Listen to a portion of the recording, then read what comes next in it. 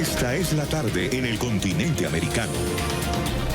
Cuando anochece en Europa y amanece en Asia, así cae la tarde en el continente americano y transcurre la noche y el amanecer en el resto del mundo. La tarde. Hola, bienvenidos a la tarde de NTN 24, el canal de las Américas. Soy Daniel Chirinos. Como siempre, un gusto y un compromiso comenzar la semana con ustedes.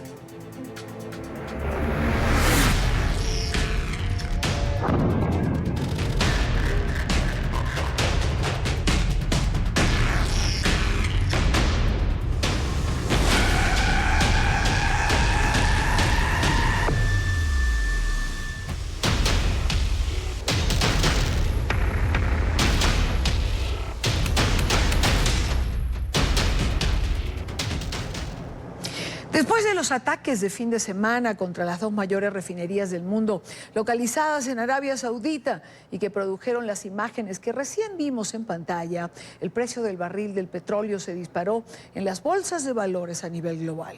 Se trata de la mayor alza desde la Guerra del Golfo en 1991. La preocupación aumentó luego de que los rebeldes hutíes, responsables del hecho, amenazaran con atacar de nuevo. Son imágenes que se registraron el pasado sábado en Arabia Saudita. La secuencia hace parte de las explosiones en una de las dos refinerías que fueron objeto de ataques este fin de semana y que han desatado una mayor preocupación mundial. Y los mercados no fueron ajenos al revuelo.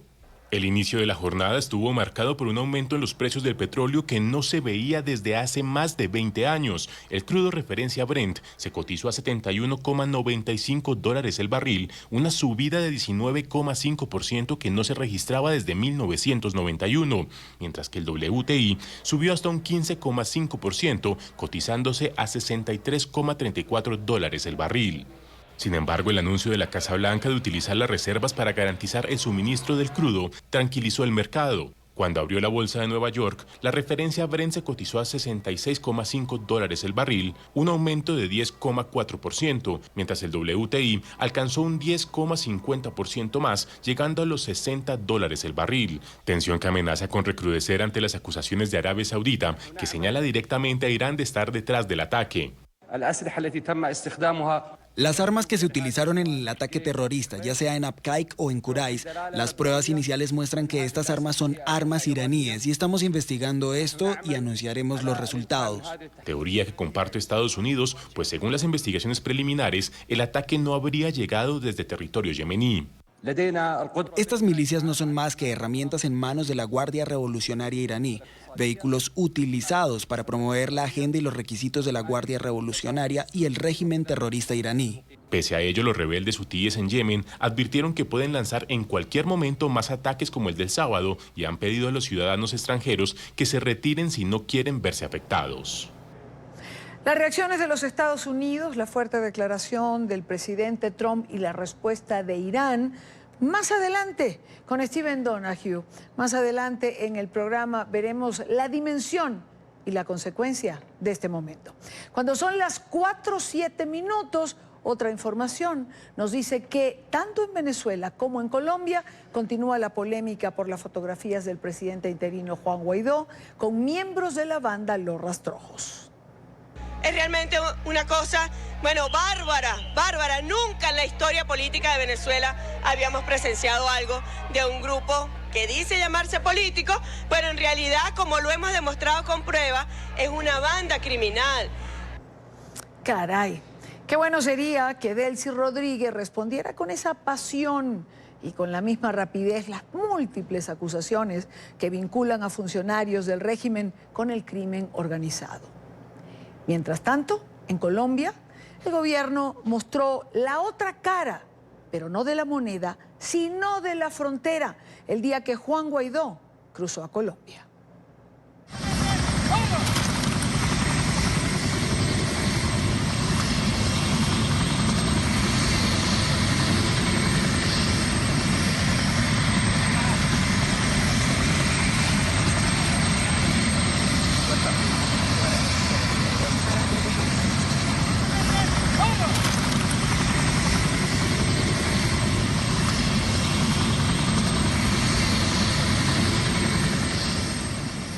Del otro lado del territorio venezolano, ¿por qué están las bandas criminales? ¿Quién las protege? ¿Por qué están allí? Esta imagen es del lado de Colombia. Así se recibió al presidente interino. A todo esto sumamos las declaraciones que daba el día de hoy Juan Guaidó en relación a suspender definitivamente el diálogo de Barbados. El régimen abandona, y nosotros afirmamos el día que el formato de Barbados está agotado. Y ya sabemos la consecuencia para Venezuela cuando el régimen busca imponer a la fuerza una propuesta como trataron de hacerlo el 20 de mayo de 2018. Solamente se ha agravado la emergencia humanitaria compleja que denunciamos desde el 2016, que nos lleva hoy al lindero de la catástrofe humanitaria en Venezuela. La política sigue su curso y la protesta social también, aunque bajo ataque. Grupos armados del régimen de Nicolás Maduro dispersaron con disparos a maestros y profesores mientras protestaban frente al Ministerio de Educación en pleno centro de la capital venezolana. Los docentes exigían garantías para el nuevo año escolar que inicia este lunes. Este es un informe de Oliver Fernández en la capital de Venezuela. Pistola en mano como en el lejano oeste, así acabaron con la protesta estos grupos armados.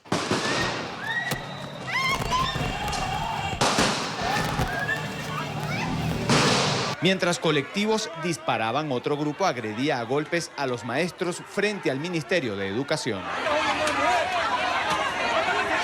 Los maestros no solo se enfrentan al drama económico, sino también deben sortear las balas y los golpes, solo por exigir lo que por constitución les pertenece, calidad de vida. Dispararon que ni comenzaron en moto a disparar y no fue un solo disparo.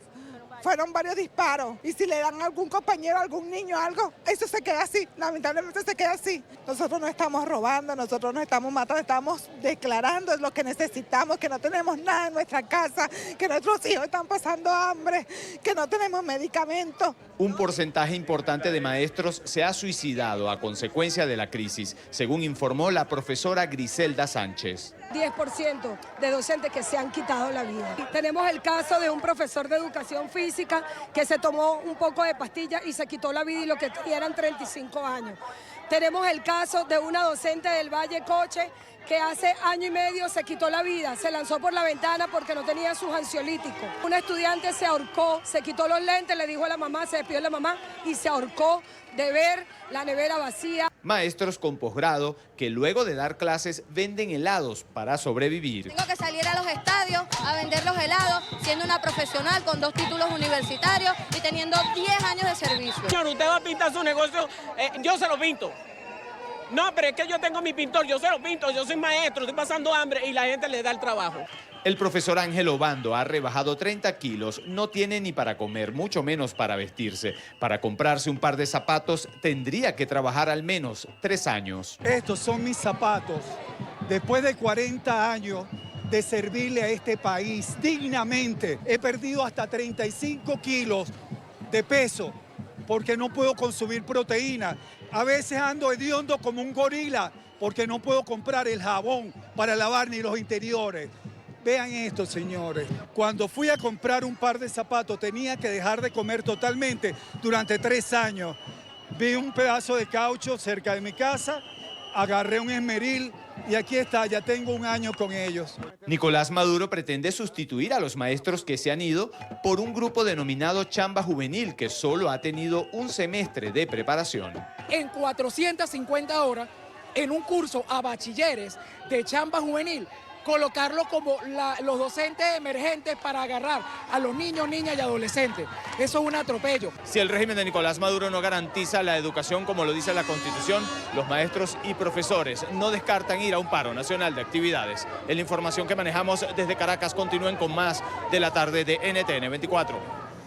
Más adelante retomamos el tema Venezuela y desarrollamos no solamente lo que se anunció en relación al fin del diálogo, sino esta especie de acuerdo que ha firmado unos grupos de partidos minoritarios opositores con el régimen de Nicolás Maduro.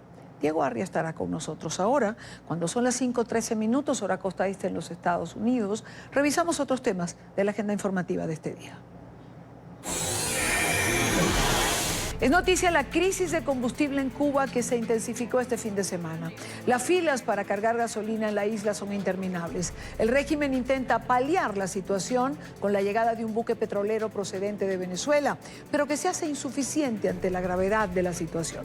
Miguel Díaz-Canel sigue responsabilizando a los Estados Unidos y al endurecimiento de las sanciones. En un mensaje a la nación, ayer Díaz-Canel anunció que habrá más racionamiento.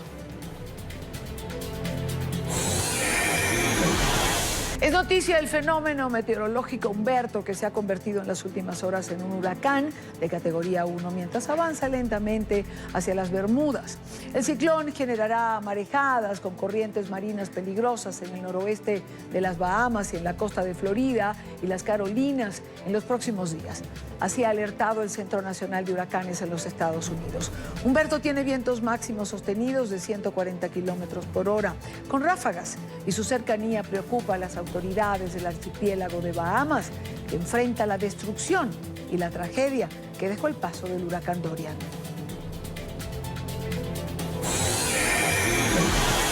Es noticia la campaña electoral que continúa su curso en Argentina y las últimas encuestas publicadas que parecieran coincidir en que hoy resulta difícil para el actual presidente revertir el resultado de las primarias.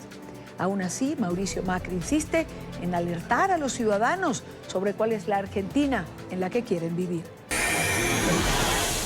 Es noticia Honduras, donde la policía dispersó con gases lacrimógenos y chorros de agua una manifestación opositora que marchaba de forma paralela al desfile organizado por el gobierno para conmemorar el 198 aniversario de la independencia. Algunos manifestantes contraatacaron con piedras, lo que causó un fuerte enfrentamiento con las autoridades. La manifestación fue convocada por el izquierdista Partido Libertad y Refundación, liderado por el expresidente Manuel Zelaya.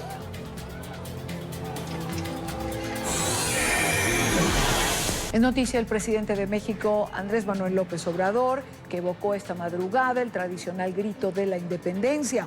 El mandatario, que asumió el poder en diciembre de 2018, participó por primera vez en el acto central de la celebración de la fiesta patria, que concentró a miles de personas en la plaza principal de Ciudad de México, en la Plaza del Zócalo.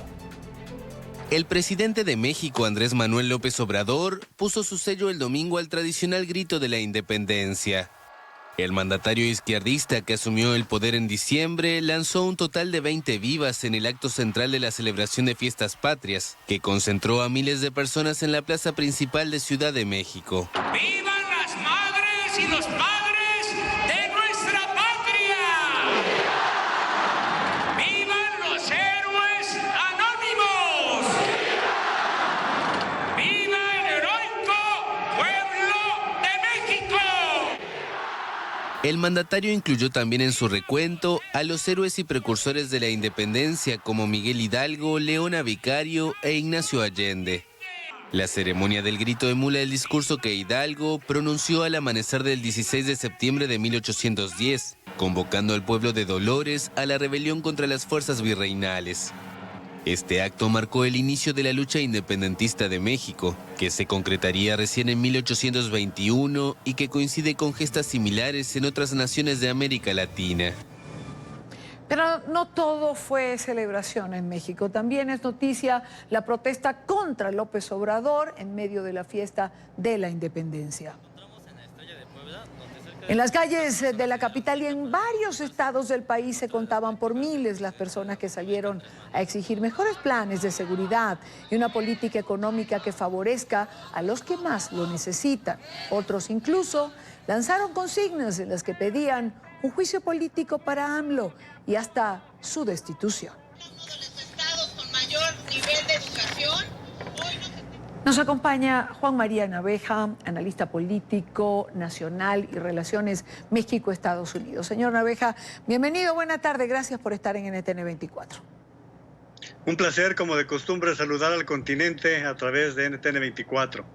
López Obrador pareciera siempre estar en el centro de la polémica, aunque cada presidente le da su toque particular al Día de la Independencia, lo que creo que es hasta normal.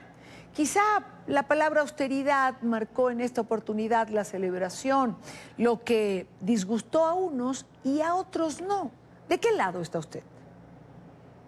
Creo que en este caso habrá que reconocerle al presidente que ha tenido un acto más sobrio de lo que se ha venido acostumbrando. Él ha tenido actos muy populistas desde su toma de posesión el pasado 1 de diciembre, pero el día de ayer, lo primero que habrá que reconocerle que como fueron solamente 20 vivas, no se extendió en los discursos que suelen ser sumamente desafortunados por parte del presidente. Y habrá que reconocerle también que fue un acto austero, un acto en donde tuvo una simpatía general, sobre todo tomando en cuenta lo que ocurrió en los últimos 2 gritos de independencia del presidente Peña Nieto, en donde la policía tuvo que estar custodiando por todos lados para evitar un desaguisado en la plancha principal. Sin embargo, hay que recordar que la ceremonia de independencia, particularmente en Ciudad de México, siempre goza de una gran convocatoria. La plancha del Zócalo, que está ubicada en el centro de la Ciudad de México, en el centro histórico de la Ciudad de México, regularmente tiene 90, 100 mil, ayer se decía que 130 mil. ¿Quién sabe si llegue a 130 mil porque no le caben tantos? Sin embargo, no cabe la menor duda de que ayer fue una ceremonia multitudinaria. Y reconocerle al presidente, 1, la austeridad con que se manejó. 2, parece que son detalles ínfimos, pero mire, me entenderá perfectamente.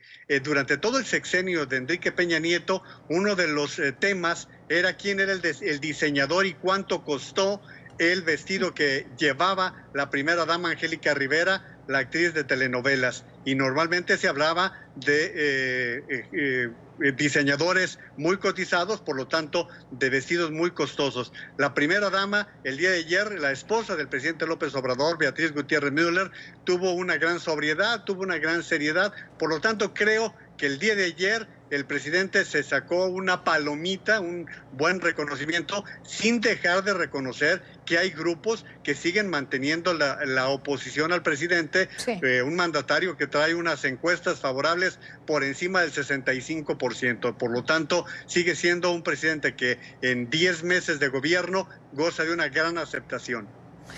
Ya vamos a los 10 meses de gobierno, que me interesa tocar algunos tópicos con usted, señor Naveja, pero ¿qué decir a quienes le critican por haber distorsionado la tradición? ¿Qué hizo López Obrador ayer para que quienes son apegados a lo que son las fiestas patrias de una forma tradicional le critiquen ahora?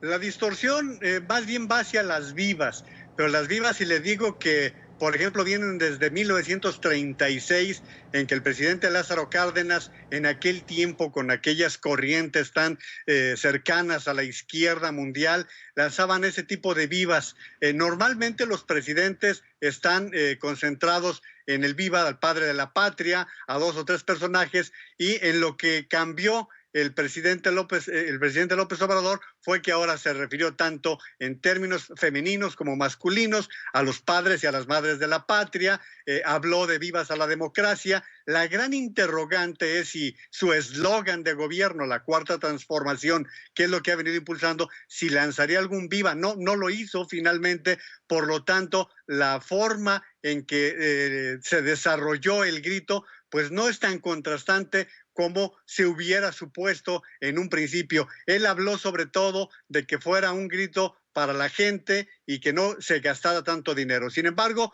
pues hubo lo de costumbre, fuegos artificiales, una reunión austera, sí, en el seno de Palacio Nacional, en donde, por cierto, no estuvo el presidente. Por lo tanto, podríamos hablar de que sí tuvo el estilo del presidente López Obrador. Ahora, señor Naveja, a 10 meses de gobierno de López Obrador, como usted señala, y recién celebrando esta fecha de independencia, ¿cómo contrastar lo que significa la independencia con esa posición sumisa que algunos ven en el presidente López Obrador ante el presidente Donald Trump? Creo que esta es la parte que se viene señalando de una manera muy marcada, muy insistente, sobre todo porque él durante la campaña y durante mucho tiempo siempre habló de poner en su lugar al presidente Donald Trump. Sin embargo, su gobierno prácticamente se ha encargado de hacer el muro que no le han autorizado los legisladores a Donald Trump. Y al mismo tiempo está dejando mucho que desear porque ya hay quien habla de una crisis humanitaria en la frontera sur de México, en donde hay una gran cantidad de centroamericanos, de gente del Caribe, de africanos que han tratado de cruzar el territorio nacional para llegar a la frontera norte y que no está sucediendo. Se están presentando situaciones muy complicadas en la frontera sur y que se extienden hasta la frontera norte. En la frontera norte, tomando en consideración que México, el gobierno de México, aceptó las condiciones de Estados Unidos para que los que recibieran el beneplácito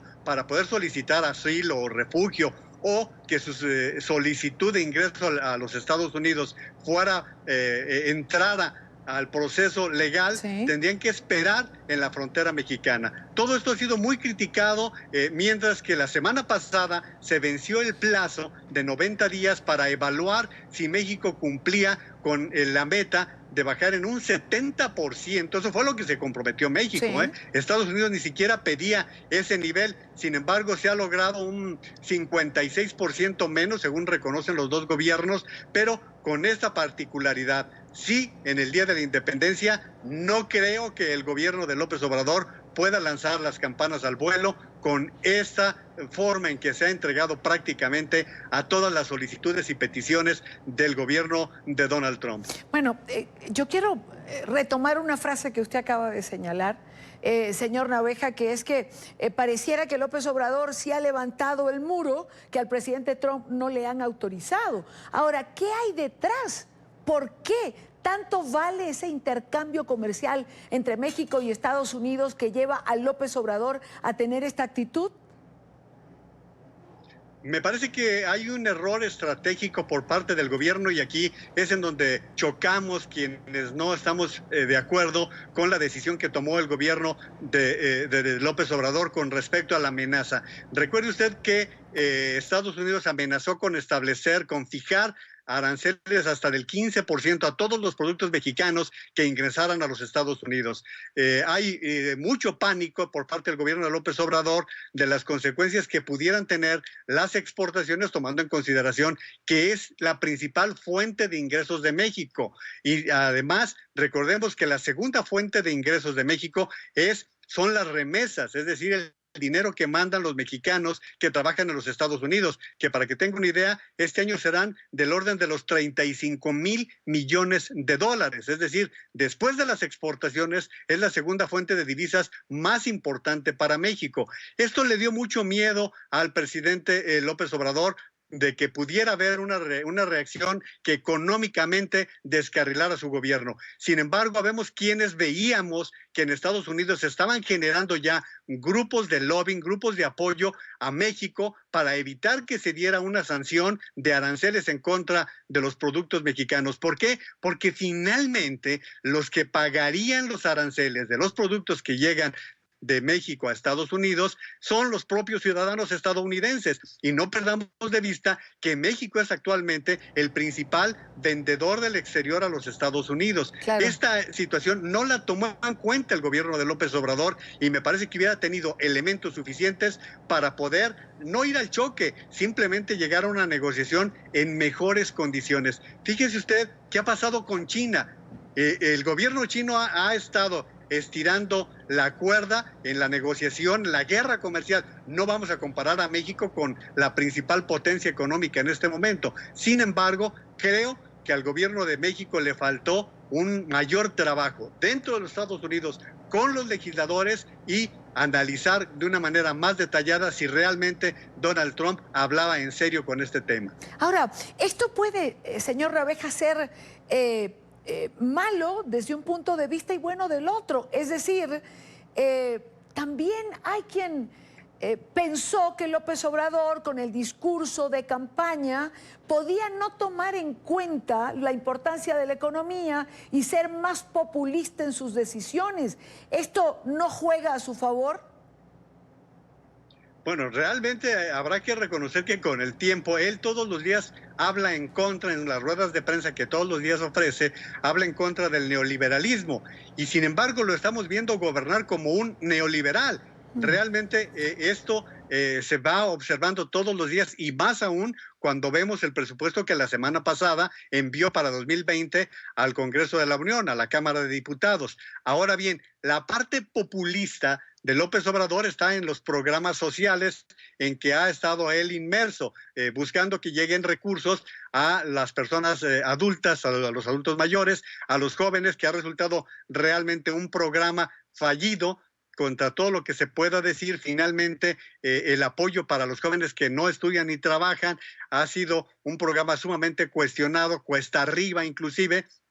Por lo tanto, habrá que reconocer que uno de los problemas que este gobierno se está enfrentando es el de todos, que no hay suficientes recursos y que dentro de ese temor que tiene este gobierno, pues no está convocando una reforma fiscal que le permita tener más recursos, que le permita tener más fondos y por lo tanto los recursos con que está disponiendo no le permiten extenderse más. Sin embargo, sí continúa con este tipo de programas, con este tipo de posiciones populistas. Esa es la parte económica, pero en la parte social, él permanentemente está llevando al choque al país, es decir, hablando de los ricos contra los pobres. Y esa es una parte populista que está causando mucho daño en la sociedad mexicana. Hoy podemos decir, sin lugar a dudas, que estamos enfrentados en lo que él ha establecido. Los fifís, es decir, aquellos que tienen recursos o aquellos que simpatizan con la riqueza, y los pobres, el pueblo bueno, que él normalmente está diciendo que incluso lo defiende en situaciones tan extremas como cuando le han pedido que los defienda de los narcotraficantes. Bueno, pero esto era previsible, ¿no? Es decir, es un modelo, el de Chávez, Maduro, Correa, Evo. Sabíamos que esto iba a pasar.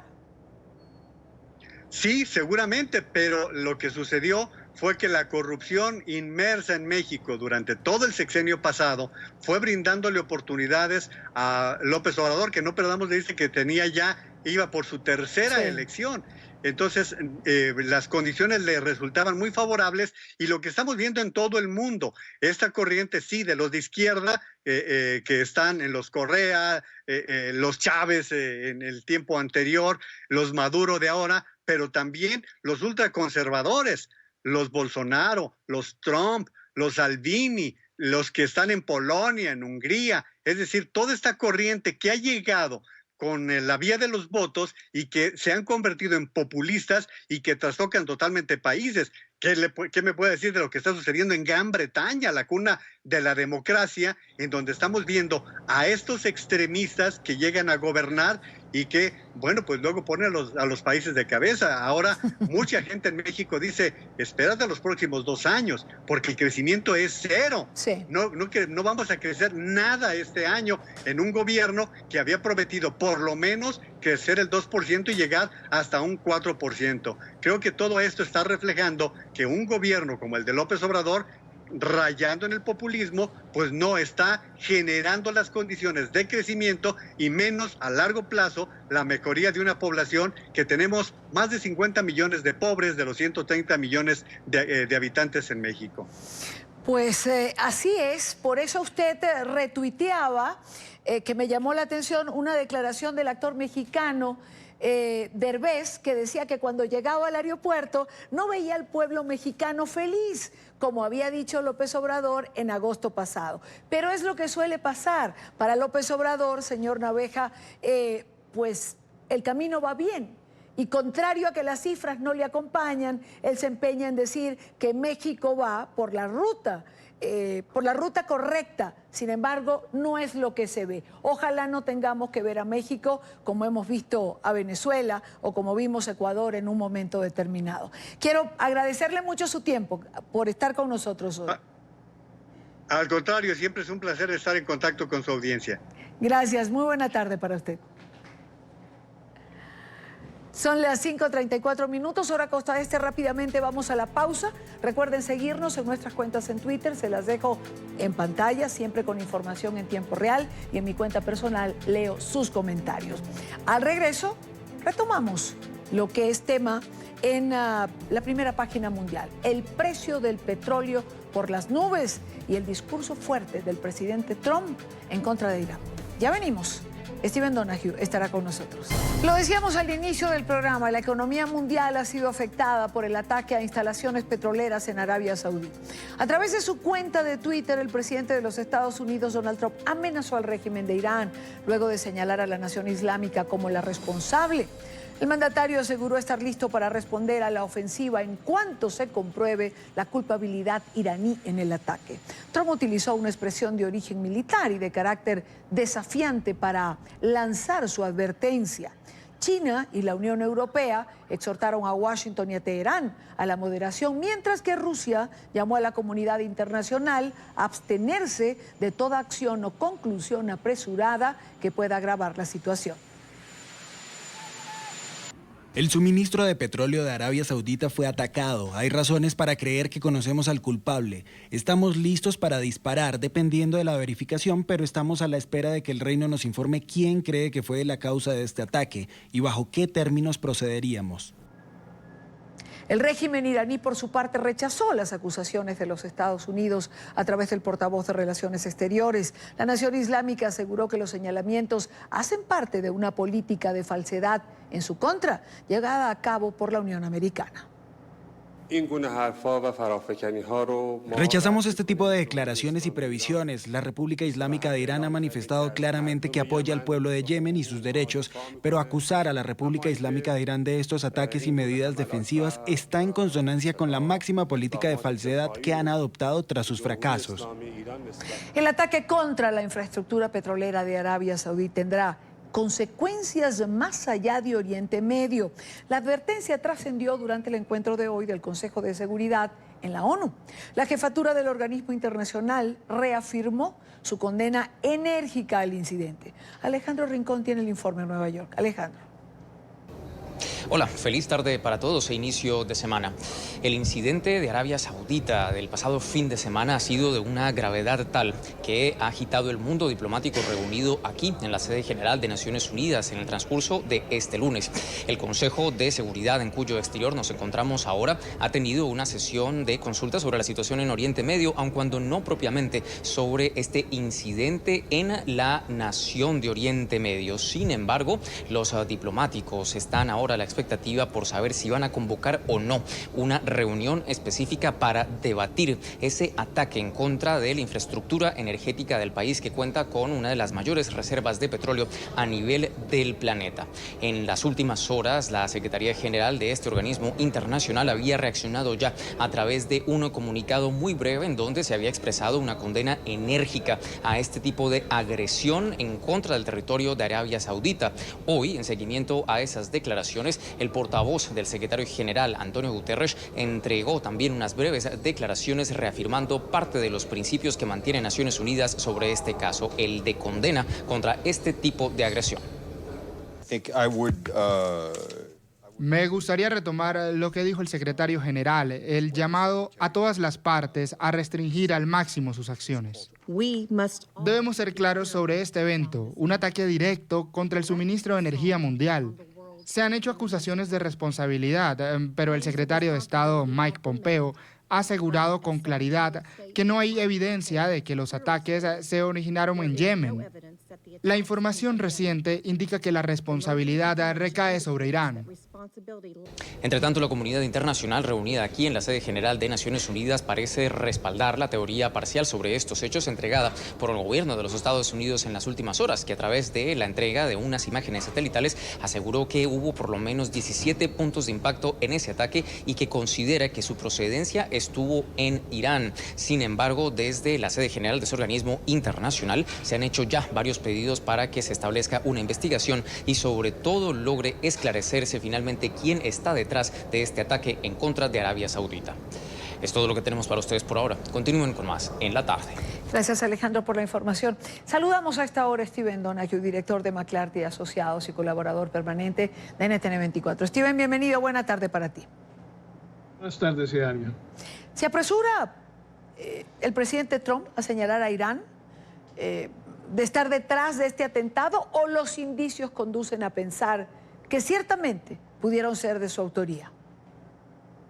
Para mí es bastante claro que ya hay suficiente inteligencia que les informa con alguna certeza de que por lo menos fue equipo iraní y tal vez fueron los mismos iraníes, algún elemento de su Guardia Republicana o de su ejército que fueron partícipes en este ataque. Claramente la situación geopolítica, la situación regional es una en el cual también sería obvio que fuesen los iraníes que llevaran a cabo este ataque. Ha dicho el presidente Trump en unas declaraciones recientes que ha dado, digo reciente, hará una hora y algo, que no le preocupa una guerra en el Medio Oriente, que el poderío militar de los Estados Unidos es algo que el mundo nunca ha visto. ¿Cómo interpretar, Steven, en el lenguaje del presidente Trump esto? Pero es verdad, pero segundo sería ridículo para él políticamente estar en una guerra abierta en Medio Oriente cuando sus de campaña para su elección inicial fueron de sacar las tropas de esa zona. Y él tiene otra elección que ya nos viene encima en un poco más de un año.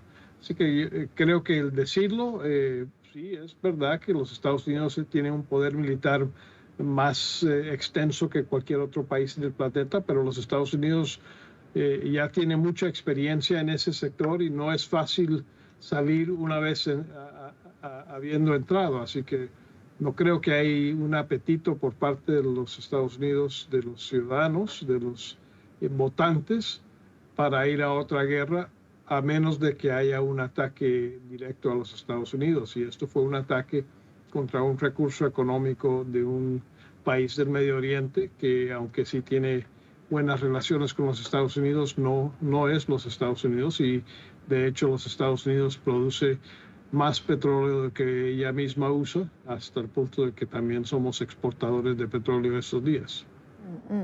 Es decir, más palabra que una decisión real.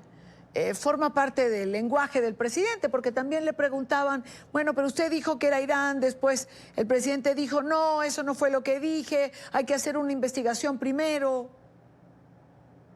Bueno, la situación en ese sector es muy complicado porque hay alianzas por muchos lados, algunos abiertos y algunos escondidos. Sí. Entonces uno tiene que ver cuáles son los intereses que se sirvieron por este ataque y con esa base ver más probabilidad que fue Irán el que estuvo detrás del ataque si no lo hicieron ellos mismos.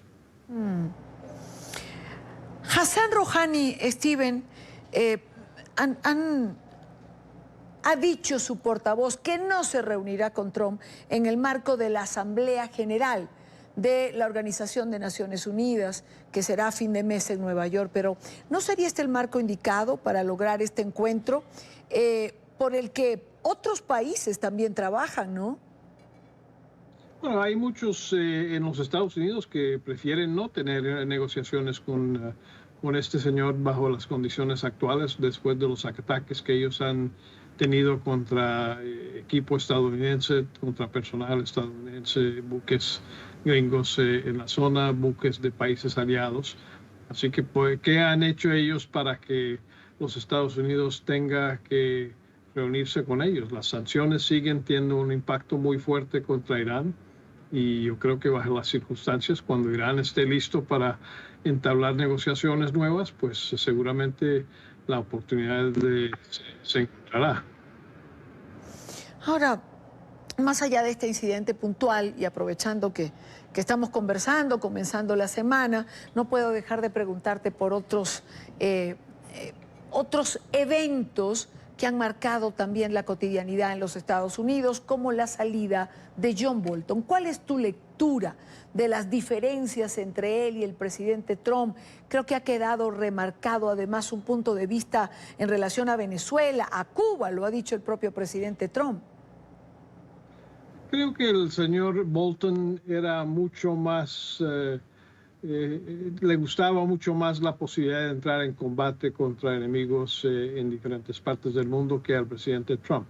El presidente Trump siempre se preocupaba o se preocupa más por los costos de tener un despliegue militar estadounidense que, aunque tenemos una Fuerza Armada espectacular, es muy costosa mandarla a otras partes del mundo para llevar a cabo operaciones, y también, además de los costos al fisco, también hay los costos al personal, las pérdidas que hay en combate, pero también el daño que combate conlleva con el personal en términos psicológicos, y el daño al equipo que ya hay que reemplazarlo después de tenerlo desplegado en una zona por mucho tiempo. Así que el presidente Trump está viéndolo de otra manera que el señor Bolton, y en algún momento algunas de las decisiones o las políticas del señor Trump eran unas que no caían bien con el señor Bolton, y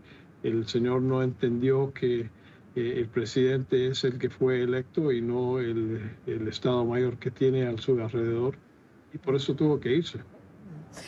Charlie Kupperman fue nombrado de forma interina como sustituto de Bolton, pero era un poco un hombre de confianza de Bolton, ¿no? Trabajó muchos años con él.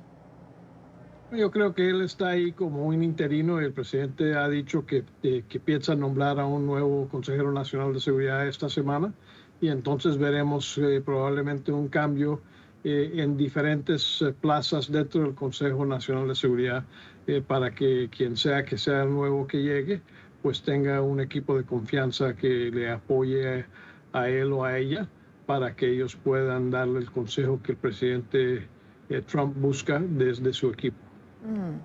Y una última pregunta, Steven, hay una nueva denuncia contra un personaje que ha sido polémico, lo fue cuando estaba nominado para el nombramiento de juez de la Corte Suprema de los Estados Unidos, Brett Kavanaugh.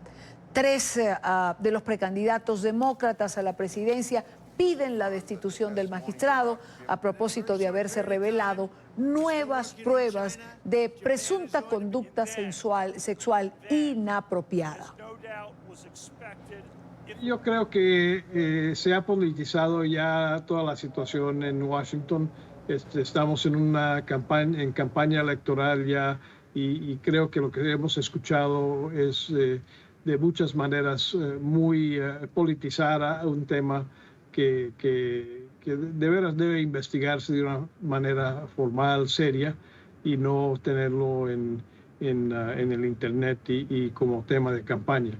No creo que hay mucha posibilidad de que haya un juicio político contra uno de los jueces de la Corte Suprema. Es posible, pero no creo que haya mucha posibilidad sin que haya una investigación formal donde haya evidencia clara de que algo ocurrió, aunque sea hace 30 años.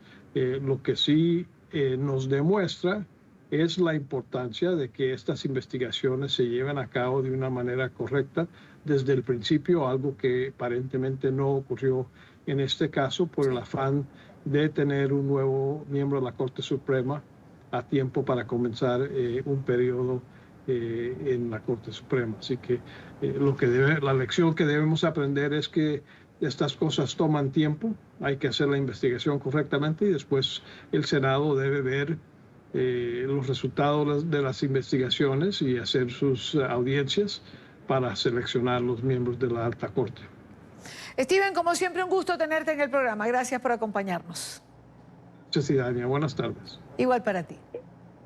Y ya para finalizar esta parte del programa, esta semana el Senado comenzó a debatir el proyecto de ley que busca otorgar un estatus de protección temporal a los venezolanos que se encuentran en territorio estadounidense. La medida fue aprobada por el Congreso. En el día de ayer, el candidato demócrata Joe Biden en Miami aseguró que esta será una de sus prioridades si es electo presidente en el 2020. La noticia la tiene Paola Serna. Paola. Hola, muy buenas tardes. Pues bien, tras haber sido aprobada en la Cámara Baja este proyecto de estatus de protección temporal para los venezolanos, hay una gran expectativa, lo que ocurrirá en el Senado, que debería comenzar ya esta semana a discutir esta ley, la del estatus de protección temporal que beneficiaría a cientos de miles de venezolanos que se encuentran en territorio estadounidense. Este fin de semana a nivel nacional se organizaron varias campañas de recolección de firmas, esto con el propósito de informar a los senadores estadounidenses la necesidad que hay de otorgar dicho estatus a los venezolanos que no pueden regresar a su país ante la situación que se está viviendo en estos momentos. Y justamente también aquí en Miami estuvo haciendo campaña el ex vicepresidente y ahora candidato por el Partido Demócrata Joe Biden, quien criticó por supuesto la actual administración por no haber aprobado este TPS. Indicó que si es electo como presidente el próximo año, pues esta será una de sus prioridades. Esto también, por supuesto, generó reacciones a nivel de los líderes venezolanos en el exterior. Deberíamos darle un estatus de protección temporal a los venezolanos. Más allá de cualquier argumento, tenemos que hacerlo, porque eso es lo que somos como nación, una nación que ayuda. Tenemos que encontrar la manera y organizarnos para asumir responsabilidad. Hay una población venezolana que está necesitando en estos momentos una protección temporal para estar en los Estados Unidos y se conocen de muchos casos que han estado detenidos, otros no han podido ingresar. Todo el mundo conoce la calamidad que están viendo los venezolanos y que están desesperados por encontrar refugio en cualquier país. Que se hable de la posibilidad de un TPS es algo esperanzador, pero hay que velar que no se convierta nada más en una promesa de campaña y si eventualmente lograra llegar al poder, realmente lo materialice, porque Obama en su momento, cuando fue presidente de los Estados Unidos, pues no otorgó el TPS a los venezolanos. Esta administración lo ha prometido, pero no lo ha hecho, y pensamos que no debe quedarse en promesas, sino en hechos cumplidos. El presidente Trump ha recibido muchas críticas, no solo por parte de candidatos, sino también por parte de senadores, particularmente demócratas, por el hecho de no haber aprobado este estatus de protección para los venezolanos. Eso teniendo en cuenta que ha sido crítico y ha llamado la atención el propio presidente sobre la difícil situación que se vive en el país. Algunos consideran que esto básicamente radica en que él no puede incumplirle a su base electoral y es por eso que no ha tomado una medida al respecto. Sí, hay mucho desconocimiento. En el sur de la Florida vivimos en una burbuja que entendemos muy bien el tema venezolano, no solamente los venezolanos como yo, sino la comunidad en general. Pero el resto del país no tiene el conocimiento de la realidad en Venezuela y es parte del trabajo que están haciendo los oficiales electos de aquí del sur de la Florida, es hablar con los del resto del país para realmente darles ver la realidad de lo que se está viviendo en Venezuela día a día, de realmente la magnitud de la crisis y por qué es necesario el TPS. Así que todos aquí en el sur de la Florida estaremos pendientes de esta discusión y ver en qué termina realmente, si al final le van a dar este alivio migratorio tan importante a los venezolanos. Un estatus de protección temporal beneficiaría actualmente a más de 400.000 venezolanos que se encuentran ya en territorio estadounidense. Entre otras, les proporcionaría un permiso de trabajo y la posibilidad también de tener una licencia de conducción. De estos 400.000, alrededor de 100.000 se encuentran en estos momentos sin ningún tipo de estatus migratorio y pudieran ser deportados en cualquier momento. La información desde Miami, soy Paola Serna, continúen con más desde nuestros estudios centrales. Buenas tardes. Gracias, Paola, por la información. Y nueva prohibición al uso de cigarrillos electrónicos en los Estados Unidos. El gobernador del estado de Nueva York, Andrew Cuomo, emitió una orden ejecutiva para combatir el consumo de estos productos de vapeo entre los jóvenes, dijo textualmente. La norma solo prohíbe la venta de cigarrillos con sabores, aunque la intención es luchar para que se evite por completo su uso. Cuomo también ha ordenado a los cuerpos de seguridad que redoblen sus esfuerzos para atajar la venta de estos productos a los jóvenes y a menores de 21 años.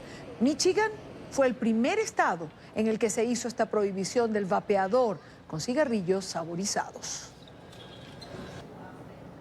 Tiempo de una nueva pausa en la tarde de hoy. Al regreso, retomamos el tema de Venezuela. El embajador Diego Arria nos acompaña. Recuerden que fue embajador representante de Venezuela ante la ONU. Temas, el diálogo, el final de un diálogo que para muchos nunca tuvo sentido. Otro tema es ese acuerdo que hoy se ha firmado entre sectores, partidos pequeños de la oposición. ¿A nombre de quién están acordando qué? Venimos con esto y otras informaciones. Continuamos con más en la tarde de hoy. Como una nueva farsa del régimen de Maduro. Para ganar tiempo y engañar al pueblo, califican líderes democráticos, entre ellos el presidente encargado de Venezuela, Juan Guaidó, los acuerdos alcanzados por el régimen y partidos minoritarios que se denominan de oposición. Aseguran que tras haberse levantado de la mesa de diálogo en Barbados para no aceptar una transición democrática, ahora intentan buscar una salida. El reporte en Caracas con Luis Laya. Luis. Hola, buenas tardes. El presidente encargado de Venezuela, Juan Guaidó, ha rechazado los acuerdos alcanzados entre el régimen de Nicolás Maduro y partidos políticos minoritarios que se autodenominan de oposición. Han señalado que esto no es más que una farsa para engañar al pueblo, que es más o menos lo que ocurrió con las elecciones del pasado 20 de mayo. Son los mismos partidos e intentan hacer parecer algo que no está ocurriendo en el país. Tras haber fracasado el diálogo en Barbados, el régimen de Maduro firma acuerdos con partidos minoritarios que se denominan de oposición. Hemos conformado una mesa nacional a fin de convenir acuerdos parciales, paso a paso. Algo que desde la presidencia encargada califican de farsa. Es un invento para distraer al pueblo. Y ya sabemos la consecuencia para Venezuela cuando el régimen busca imponer a la fuerza una propuesta como trataron de hacerlo el 20 de mayo de 2018. Se trata de los mismos partidos políticos que participaron en las elecciones del pasado 20 de mayo de 2018, que no fueron reconocidas por la comunidad internacional debido a graves irregularidades. Guaidó señala que quienes quieran creer en esto caerán en el mismo error. Nadie los reconoce, nadie les da un préstamo porque no confían en ellos. El llamado es a todos los sectores, a todos, escúchense bien, a todos, por empujar por una solución real, y aquí está la propuesta. Estos acuerdos implicarían reconocer a la Asamblea Nacional por parte del TSJ y a la Constituyente, nombrar a un Consejo Nacional Electoral y exigir que sean retiradas las sanciones de Estados Unidos. Hemos concertado voluntades, renunciado a posiciones para construir, unir y sumar. Guaidó explicó que esto es una salida hacia adelante por parte del régimen, que se vio obligado a negociar la realización de elecciones libres en el diálogo de Barbados y huyó. La propuesta incluía separarse del cargo y formar un consejo de transición que garantizara la democracia. Salieron corriendo con excusas baratas, como ustedes lo saben. En un momento fue el Esequibo, en un momento fue el ejército militar a Colombia, en otro momento fue el más reciente, el que se les ocurra. Mientras tanto, María Corina Machado asegura que quienes participan en estos acuerdos no son parte de la oposición. Indica es el régimen negociando con el propio régimen. Eso no es la oposición venezolana, eso no es una nación en rebeldía, y eso lo sabemos todos. Lo sabemos los venezolanos aquí alrededor del mundo y lo saben los genuinos aliados. Asimismo, ha hecho un llamado a la comunidad internacional a que no caigan en el juego del régimen de Nicolás Maduro. Indican se debe aumentar la presión internacional para lograr una salida democrática. Desde Caracas, Venezuela, para la tarde de NTN 24, Luis Alejandro Laya. Gracias a Luis Alejandro Laya por la información. Son las 6:10 en Caracas, Venezuela. Quiero saludar en esta parte del programa a Diego Arria, el presidente del Consejo de Seguridad de la ONU. Embajador, buena tarde. Gracias por acompañarnos. Gracias a ti, Daniel. ¿Por dónde comenzamos? Ver sentado allí en esa mesa hombres como Claudio Fermín, digamos con una historia en la democracia venezolana, o a representantes de Eduardo Fernández. ¿Qué es esto, embajador Arria? ¿Cómo interpretar esto de hoy? ¿A quiénes representa? ¿Cómo están negociando la libertad de Venezuela? ¿Qué les pasa?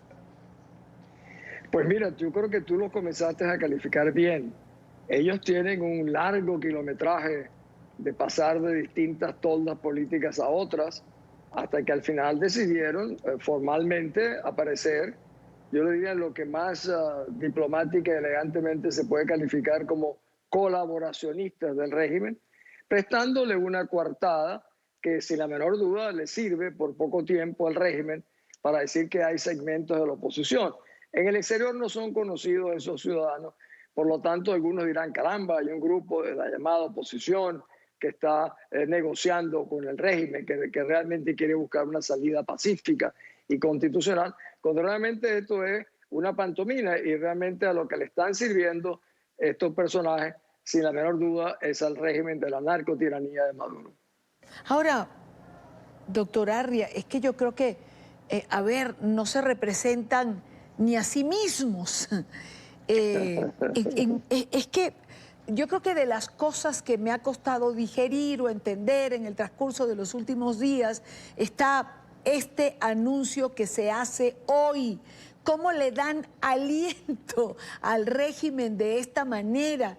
Es decir, ¿bajo qué premisa? ¿Quién les va a creer en Venezuela que ellos están representando a sectores de la oposición? Pero fíjate, en Venezuela, sin la menor duda, no le vamos a creer. Fuera de Venezuela, los que no los conocen pueden decir, ah, caramba, hay 4 partidos, aunque realmente no son partidos, sino grupitos de la oposición que quieren buscar una salida democrática, pacífica, a diferencia de la oposición formal que realmente la encuentra muy radical. Esto, si no fuera tan trágico, sería una cosa bufa, pero sí no debe ser subestimado. Yo creo que los que entendemos el tema y lo conocemos, tenemos que rápidamente movernos para que ubicar a esta gente en el contexto en el cual pertenecen, que definitivamente no es el de la oposición, es el de la cooperación, colaboración con el régimen. Ellos lo pueden llamar de cualquier manera. Yo creo que les van a dar alguna zanahoria. De repente sueltan algún preso, de repente toman alguna medida que pueda parecer como que están realmente negociando. Yo creo que ellos no están negociando. Lo que están es simplemente anunciando un acuerdo que lo irán informando en fases para que parezca una negociación, mi querida Dania. Claro, pero fíjese una cosa, embajador Arria. Digamos que las únicas instituciones o la única institución reconocida por la comunidad internacional es la Asamblea Nacional. Así como es reconocido Juan Guaidó como presidente interino. Lo único que pueden proyectar hacia afuera es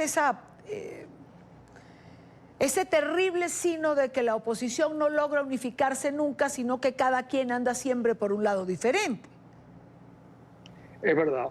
Esta maniobra, esta gente abona en ese sentido, abona en el terreno que viene sosteniendo el régimen, de que la oposición estamos todos enfrentados.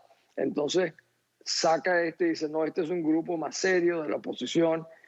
Yo creo que no se puede subestimar los efectos negativos que esto tiene en la imagen externa nuestra, por lo poco conocidos que son estos ciudadanos en el exterior. En Venezuela, como tú lo decías al principio, eso no tiene, yo diría, no solo no tiene importancia, sino que realmente serán condenados por la opinión pública. Ahora, por otra parte, y bueno, por supuesto como parte de todo esto mismo, el régimen de Maduro anuncia que no iba a sentarse de nuevo a participar del mecanismo de Barbados, y Juan Guaidó lo da por terminado, pero igual es algo que para muchos, entre ellos usted, nunca tuvo sentido. Pues fíjate, no solamente no tuvo sentido, sino te voy a decir algo también previo. Uno de los personajes de estos grupos de hoy, de colaboracionistas, fue el que inició el proceso en Santo Domingo, como tú te recuerdas, sí. Era escondido, y solo hasta que nuestro amigo Antonio María Delgado del Miami Herald lo denunció. Yo siempre dije que eso tendría consecuencias muy graves para el país, y las sigue teniendo. Ahora bien, yo no logro entender, Iván, y aprovecho tu pregunta, si Leopoldo López, que fue el que originó esta iniciativa, y luego seguida por Guaidó y el resto del gobierno colegiado, de ir a Oslo y luego ir a Barbados, en lo cual se estaba jugando el futuro de Venezuela, con una representación tal vez inadecuada para la complejidad de la situación, no informaron por qué lo hacían. Y ahora simplemente yo he visto el comunicado, realmente el comunicado del gobierno colegiado, lo encuentro no solamente chucuto, lo encuentro muy pobre, porque algo tan importante no puede decir, bueno, el gobierno se le tiró con mentiras baratas y tal por cual. No, en ese comunicado no se habla solamente de lo que ellos decían. Uno, que renunciara a Maduro y también Guaidó. Dos, que se nombrara el nuevo Consejo Nacional Electoral. Pero no se habla, por ejemplo, cómo se trató el tema de los presos políticos, de los desaparecidos, de la libertad de comunicación, temas que son fundamentales para los venezolanos. Yo creo que el gobierno colegiado le debe una no una reflexión, le debe una explicación detallada a los venezolanos de qué realmente fueron los argumentos y los temas que negociaron, cuáles fueron los que acordaron que no aparecen en esa comunicación y hasta qué punto habían avanzado o no. Yo creo que eso es fundamental conocerlo. Conocer detalles de lo que fue una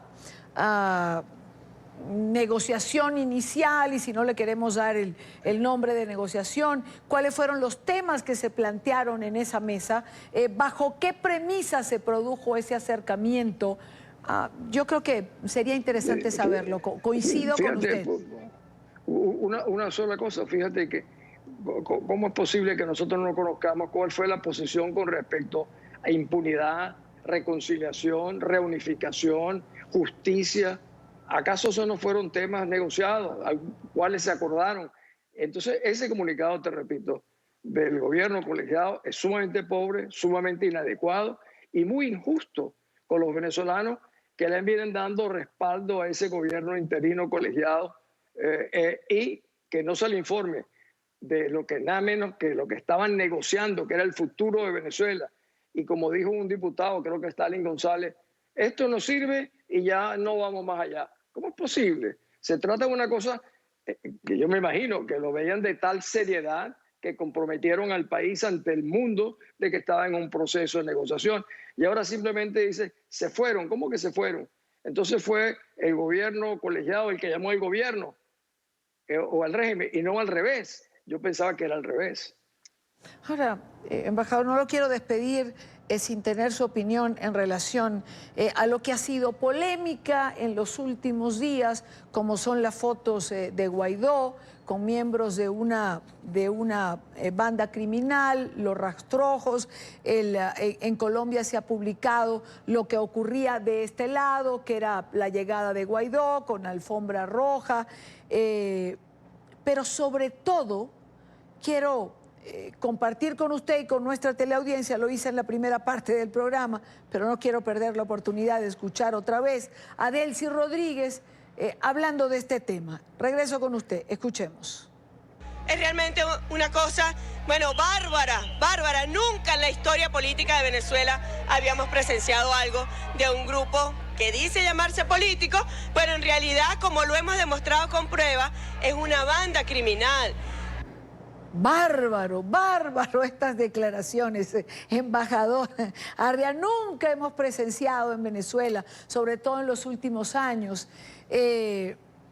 declaraciones o pronunciamientos asociando a representantes del régimen con el narcotráfico, por ejemplo. Yo quiero su opinión en relación a esto. Yo creo que realmente ha sido injusto eso. Yo no puedo imaginarme que Juan Guaidó conocía de una o de cualquier manera a estos personajes. Y en la época de los selfies, de las fotos permanentes, este es un peligro que corren todos los hombres públicos. Yo me recuerdo cuando yo era gobernador de Caracas y no había lo digital, que cuando yo iba llegando a la Plaza Bolívar hay gente que corría a abrazarte y luego enseñan tu foto en el ministerio, en tal cosa, para decir que son tus amigos. Aquí algo similar. Así que yo lo encuentro realmente muy injusto aseverar algo semejante. Embajador Arria, como siempre, un gusto tenerlo con nosotros en NTN 24. Buena tarde. Muchas gracias a ti, Eran. Son las 6:20 en Caracas. Continuamos con otro tema que ha sido noticia el día de hoy. NTN 24 de manera exclusiva tuvo acceso al auto de la Audiencia Nacional de España que desestimó la extradición a los Estados Unidos de Hugo Carvajal, el jefe de inteligencia de Hugo Chávez. El documento ordena además que se haga efectiva de inmediato la libertad provisional. Carvajal, alias el Pollo Carvajal, el jefe de inteligencia del chavismo, debe salir hoy de la cárcel de Extremera en Madrid, donde se encuentra en prisión preventiva desde el pasado 12 de abril. La sección tercera de la Sala de lo Penal de la Audiencia Nacional acordó dejarle en libertad provisional tras rechazar su extradición a los Estados Unidos por delito de narcotráfico y blanqueo, en contra del criterio de la Fiscalía española. No voy a tener derecho a la... Habiéndose resuelto por este tribunal no haber lugar a la extradición de Hugo Armando Carvajal Barrios, solicitada por los Estados Unidos de América, procede en aplicación del artículo 528 de la LECRIM por remisión del artículo 8.3 de la LEP, acordar la libertad provisional de dicho reclamado al que, no siendo firme la resolución y conforme a los artículos 539 de la LECRIM y 8.3 de la LEP, se impone la obligación de presentarse los días 1 y 15 de cada mes ante esta sección tercera de la Sala de lo Penal de la Audiencia Nacional. El texto especifica además que Carvajal no podrá abandonar territorio español y tendrá que entregar su pasaporte. Además, le impone la obligación de presentarse los días 1 y 15 de cada mes ante las autoridades. La libertad provisional del reclamado Hugo Armando Carvajal Barrios en méritos del procedimiento de extradición 21-2019 del Juzgado Central de Instrucción 16, rollo de sala 2019, con la obligación apud acta de presentarse ante esta sección tercera de la Sala de lo Penal todos los días 1 y 15 de cada mes, y la prohibición de salida del territorio español, debiendo depositar en secretaría su pasaporte si lo tuviera. Ahora bien, vayamos a los documentos que Estados Unidos había enviado a la justicia española para sustentar la solicitud de extradición de Hugo Carvajal. De acuerdo con la acusación, el ex presidente venezolano Hugo Chávez le había ordenado a Carvajal, junto a otros colaboradores cercanos, inundar a los Estados Unidos de cocaína. Según la declaración de un agente de la DEA que cita el testimonio de un ex juez venezolano, en 2005, el entonces presidente Hugo Chávez lo citó a una reunión en la que participó Hugo Carvajal junto a Diosdado Cabello, número 2 del régimen, entre otros. Chávez urgió al grupo a promover sus objetivos estratégicos, incluyendo combatir a Estados Unidos, inundando el país con cocaína. Carvajal explicó que la cocaína sería suministrada por las FARC. Chávez les ordenó coordinar con las FARC y asignó al testigo 1, entre otros, impedir que las autoridades interfirieran con estas actividades. Iván Márquez, uno de los jefes de las FARC y quien recientemente anunció su rearme, asistió a otra reunión en 2008, según contó otro testigo, miembro del equipo de seguridad de Chávez. El testigo 2 escuchó a Márquez decir que necesitaba apoyo logístico como uniformes, botes y computadoras, y Chávez indicó que la financiación sería dada a las FARC por Petróleos de Venezuela. De acuerdo con los relatos, Carvajal proporcionó a las FARC ametralladoras y misiles tierra-aire. Chávez llamó a Carvajal y le ordenó entregar armas a las FARC. El testigo escuchó a Chávez indicar durante la llamada que las armas en cuestión habían sido usadas anteriormente por el ejército venezolano y otras fueron obtenidas nuevas de Rusia. La acusación de Estados Unidos vincula a Carvajal, alias El Pollo, al llamado Cartel de los Soles, en referencia a la insignia de los generales venezolanos que cultivó conexiones con traficantes de droga a gran escala, según los documentos revelados en exclusiva para televisión por NTN 24. Los señalamientos contra Hugo El Pollo Carvajal, jefe de contrainteligencia militar durante los gobiernos de Hugo Chávez y Nicolás Maduro, están basados en el testimonio de más de 10 testigos, así como en fotografías y registros telefónicos. A esta hora nos acompaña Ismael García, diputado de la Asamblea Nacional de Venezuela. Él está en el exilio. Ismael, buena tarde, gracias por acompañarnos.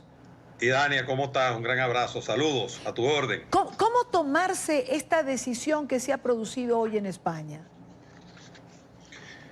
Bueno, la verdad, Idania, es que yo a esta hora todavía no logro entender eso, ¿no? Porque más allá de todo esto que ustedes están planteando y ese estudio que han hecho algunos medios internacionales de cómo el terrorismo, la guerrilla y Chávez propiciaron el narcotráfico para el sostén de las mismas, hay dos cosas que son concretas. Yo tengo dos documentos originales que se los envié a ustedes, donde aquí aparece Hugo Carvajal solicitado por el Gran Jurado de Nueva York y por la Fiscalía del Sur de la Florida por introducir y tratar de introducir cocaína a los Estados Unidos. Pero además el Pollo Carvajal, en el año 2012, él llegó a negociar, además de ese análisis que ustedes hacen allí, llegó a negociar directamente con la DEA y hubo 3 reuniones. La última fue en una hacienda del estado Guárico. El Pollo Carvajal incluso se le acusa de matar agentes de la DEA en Venezuela, de matar a Wilmer Varela Arias del Jabón, que participaba con él en actividades. Lo acusa Walid Maclé cuando se entregó, que luego decidió Santos entregárselo a Chávez. Walid Maclé, entre las personas que él dice que le daba 300 millones de bolívares en aquel entonces semanal por facilitar las operaciones de narcotráfico con la Fuerza Armada Nacional venezolana está Hugo Carvajal, porque era además el jefe de inteligencia del gobierno de Chávez. Y además Hugo Carvajal luego entonces capturó o persiguió a Walid Maclé, quien después fue capturado en Colombia, porque él se apoderó totalmente del negocio de narcotráfico, incluso sacaron la DEA de Venezuela. Así que yo tampoco entiendo y no me explico por qué se ha denegado la extradición del Pollo. Lamento que eso no haya ocurrido, porque la llegada del Pollo a Estados Unidos, donde no van a jugar con esos tribunales, bueno, significa lo que será la entrega no solo de él, sino de Diosdado Cabello, de generales, de oficiales, de mucha gente que ha participado en el tema del tráfico de drogas y del terrorismo, de actos criminales, y sin duda alguna que van a ser sancionados y buscados por los Estados Unidos, así como hoy está siendo solicitado y buscado por los Estados Unidos Tarek El Aizami. Así es que él no se ha salvado. Seguramente que con la operación en la que participó como asesor el ex juez Garzón, quien además Ruperti le dice haberle pagado 12 millones de euros, o sea, no es una cosa que esté escondida, sino que además lo han reconocido, para asesorar cómo debería entregarse. Él se fue a entregar con un nombre falso a España, de República Dominicana. Yo creo que cuando él se fue allá, además ya él se había cambiado el nombre en Venezuela. Bueno, simple y llanamente, esas fueron cosas que ya estarían preparándose, construyendo un camino que permitiría que al final este señor Carvajal sería, bueno, puesto en libertad como lamentablemente hoy un narcocriminal, uno de los personajes que más daño le ha hecho a lo que hoy sufrimos los venezolanos, porque el hambre, la tragedia, la miseria que vive el país en Venezuela es porque quienes manejan el Estado lo que hicieron fue robar y traficar. Ahora, Ismael, ¿por qué teniendo tanta información el Pollo Carvajal, tanta información dura? Entiendo que tiene acusaciones de narcotráfico, pero ¿por qué no se produjo una negociación con los Estados Unidos cuando la información que él podía aportar podía haber arrojado claridad para los diferentes procesos que se llevan en la Unión Americana? Te digo que él desde el año 2012 viene hablando con la DEA, pero cuando llega el momento de la chiquita se echa para atrás. En el 2012 Chávez lo llamó porque Rodríguez Torres le dijo a Chávez que el Pollo lo estaba traicionando, y entonces Chávez lo llamó y él le dijo, sí, bueno, presidente, no tengo cargos, mis amigos me quieren matar. Él entonces, Chávez le puso el último cargo que tuvo fue, imagínese usted, viceministro contra el crimen y el narcotráfico y todas esas cosas.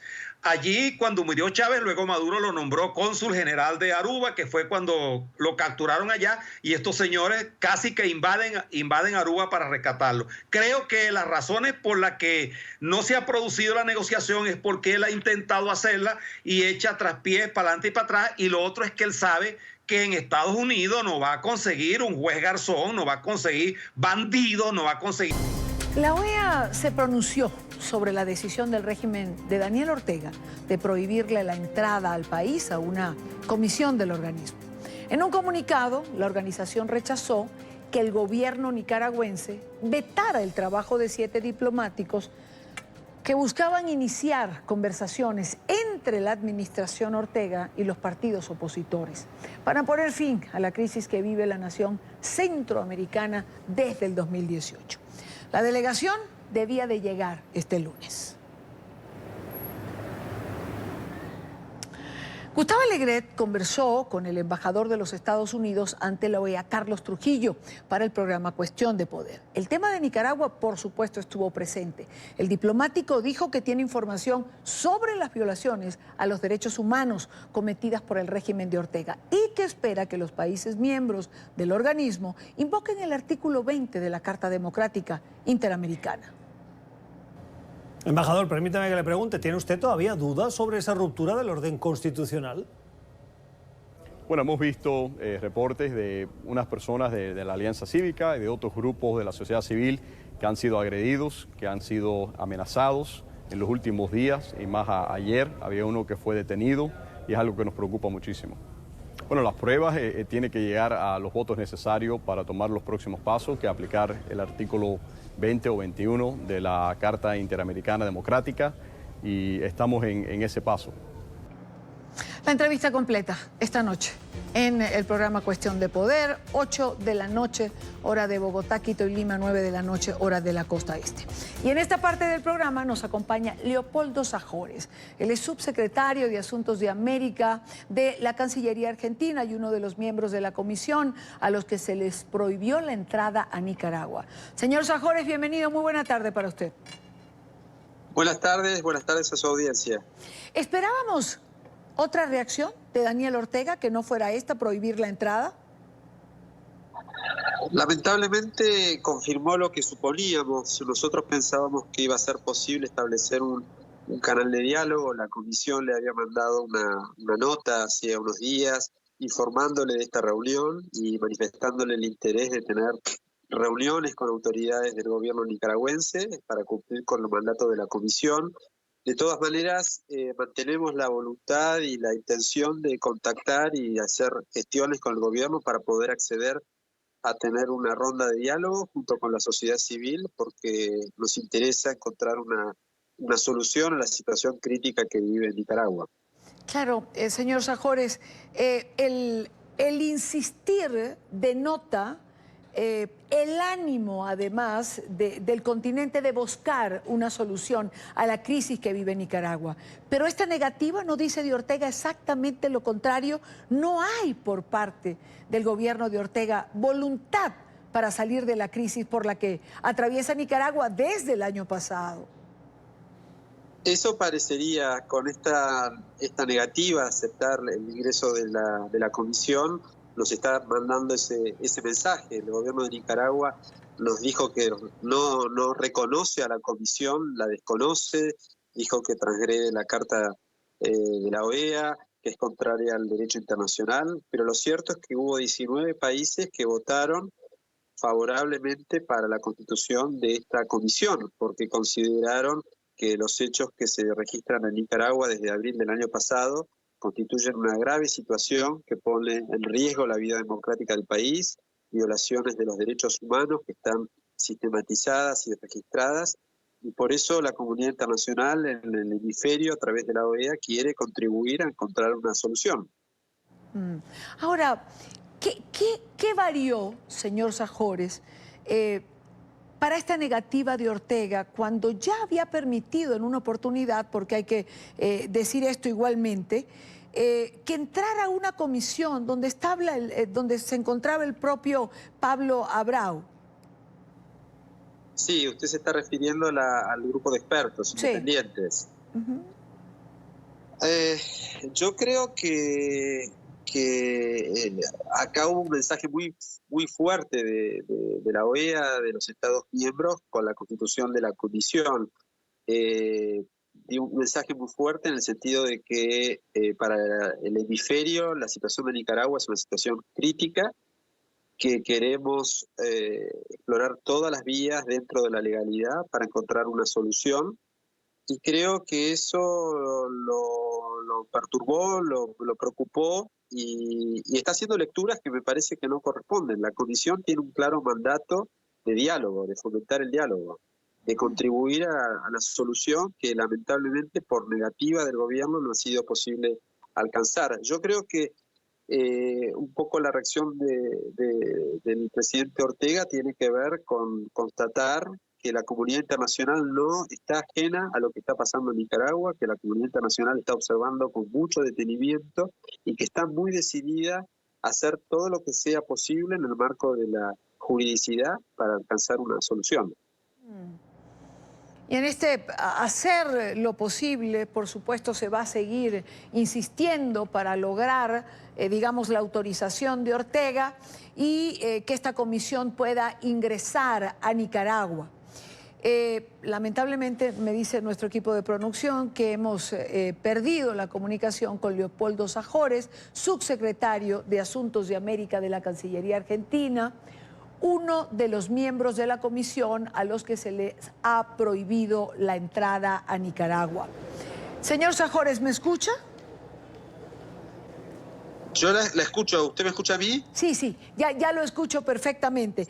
¿Cree usted que esta insistencia por parte de ustedes pueda tener algún resultado? Es decir, Nicaragua tiene una crisis, por más que Ortega la quiera obviar o quiera decir que van por buen camino, y la región está preocupada, hay que buscar una solución. ¿Cree que esta insistencia puede arrojar algún fruto en algún momento? Nosotros vamos a seguir adelante con nuestra tarea. Tenemos 5 días para presentar un constituyente.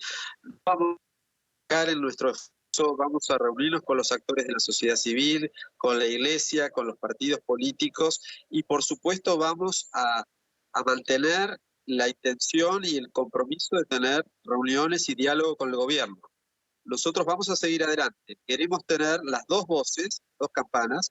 En la medida que persista la negativa del gobierno de Ortega, solo tendremos la posibilidad de entrevistar, de reunirnos, de recoger testimonios de la sociedad civil, de aquellos que han sido perseguidos, pero queremos darle la posibilidad al gobierno de Ortega porque creemos realmente en la capacidad de diálogo y desde nuestra parte está toda esa disposición. Esperemos que el gobierno de Ortega se dé cuenta que queremos contribuir a la solución y que nos importa sobre todo el futuro de un país clave que Nicaragua para la vida de Venezuela. Muchísimas gracias a Leopoldo Sajores por estar con nosotros estos minutos en la tarde de hoy. Por favor, gracias a usted. Muy buena tarde. Uno de los miembros de esa comisión de la OEA a la que se le ha prohibido la entrada en Nicaragua, esa es la decisión que ha tomado Daniel Ortega. Hacemos una pausa, ya regresamos. Llegamos al final del programa de hoy. Una nota curiosa para cerrar. Fue robado el inodoro de 18 quilates que hacía parte de una exposición del artista italiano Mauricio Cattelan titulada La victoria no es una opción, exhibida en el Palacio Blenheim en Inglaterra. La pieza está valorada en más de $1 millón y fue instalada en una cámara de madera frente a la habitación en la que nació el primer ministro Winston Churchill, para ser apreciada por las personas que asistieran a la exposición. El sábado, la policía de Thames Valley confirmó que un grupo de hombres ingresó en la madrugada al palacio y se la llevó. Hasta el momento, las autoridades desconocen el paradero de esta obra.